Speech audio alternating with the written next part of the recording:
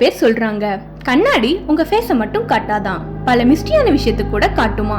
இப்போ நான் உங்களுக்கு ஒரு குட்டி கதை சொல்றேன். அதை கேட்டக்கப்புறம் நைட் கண்ணாடியை பார்க்கவே யோசிப்பீங்க. ரியான்ற பொண்ணு காலேஜ் படிச்சுட்டு இருந்தா. அண்ட் காலேஜ் பக்கத்திலே ஒரு அபார்ட்மெண்ட்ல தனியாவும் ஸ்டே பண்ணியிருந்தா. அங்க எல்லாமே நார்மலா தான் இருந்துச்சு.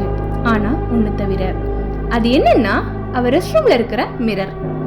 நைட் டைம்ல அந்த மிரர் பார்த்தா அவளுக்கு பின்னாடி யாரோ நிக்கிற மாதிரியே இருக்கும்.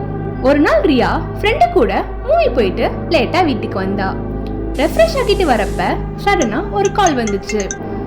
அந்த மிரர் கிட்ட போனப்ப திடீர்னு அந்த ஹோம்ல இருக்க லைட்ஸ் எல்லாமே வேகமா பிளிங்க் ஆக ஆரம்பிச்சது. பயந்து போன ரியா போனை ஜிங்க்ல போட்டுட்டா. பட் அந்த போன்ல இருக்கிற ஃபிளாஷ் லைட் மட்டும் மிரரை பார்த்த மாதிரி அடிச்சது. உடனே மிரரை பார்த்தப்ப அவளோட ரிஃப்ளெக்ஷன் சிரிச்ச மாதிரி இருந்துச்சு. ஆனா ரியா சிரிக்கவே இல்லை. கொஞ்ச நேரத்திலேயே அவளோட ரிஃப்ளெக்ஷன் ரொம்ப பயங்கரமான உருவத்துக்கு மாறினுச்சு. அப்போ திடீர்னு ஒரு voice I am waiting for you அப்படின்னு சொன்னுச்சு. அதை கேட்டதும் ரியா ஓட பார்த்தப்ப ரெஸ்ட் ரூம் டோர் டம்னு சாத்திடுச்சு. பிளிங்கான லைட்ஸ் எல்லாமே இப்ப ஃபுல்லாவே ஆஃப் ஆகிடுச்சு. அந்த இடமே ரொம்ப அமைதியாகவும் அண்ட் டார்க்காகவும் இருந்துச்சு. உடனே ரியா ரொம்ப சவுண்டா கத்துனா. அவளோட சத்தம் கேட்ட நெய்பர்ஸ்லாம் கதவை உடைச்சிட்டு உள்ள வந்து பார்த்தப்ப அந்த ரெஸ்ட் ரூம்ல ரியாவை காணோம்.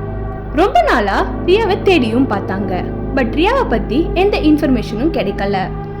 அந்த இன்சிடென்ட் நடந்ததுக்கு அப்புறம் ரியா இருந்த அபார்ட்மெண்ட்ல யாருமே ஸ்டே பண்ணவும் வரல. ஆனா இன்னிய வரைக்கும் அவரோட நெய்பர்ஸ்க்கு இந்த ரெஸ்ட் ரூம் மிரர் வழியா ரியா கத்துற மாதிரியே சத்தம் கேக்குதான். இதனால நெக்ஸ்ட் டைம்ல இருந்து நீங்க கண்ணாடியில உங்க ஃபேஸை பாக்குறப்ப அது நீங்க தான் கன்ஃபார்ம் பண்ணிக்கோங்க.